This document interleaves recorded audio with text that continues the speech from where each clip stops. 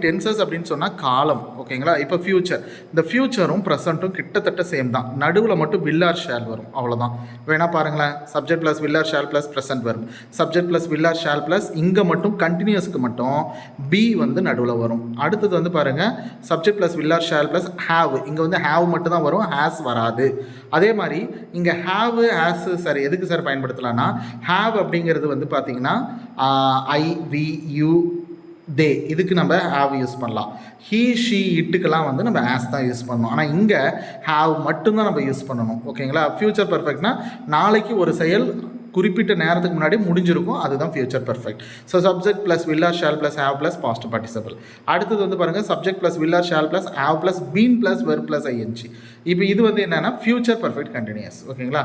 இதுதான் வந்து present, past, future. So ரொம்ப ரொம்ப முக்கியம் என்னென்னா பார்ட்ஸ் ஆஃப் ஸ்பீச்சு, டென்சஸ், காலம், இதுதான் வந்து நம்ம இங்கிலீஷ் கிராமர்னுடைய அடித்தளம், ஓகேங்களா. ஸோ இது தெரிஞ்சாவே நம்ம எல்லா இதையுமே வந்து நம்ம ப்ரொசீட் பண்ணின்னு போயிடலாம், ஓகே. ரைட், அடுத்த வீடியோவில் நம்ம பார்ட்ஸ் ஆஃப் ஸ்பீச் ஒவ்வொன்றா பார்க்கலாம். ப்ரெசன்ட் டென்ஸுக்கும் நம்ம ஒவ்வொன்றா எக்ஸாம்பிளாக பார்க்கலாம். அப்புறம் எஸ்ஐ கொஷின் பேப்பரை வச்சு எப்படி கேள்வி கேட்டிருக்காங்கன்றதை பார்க்கலாம்.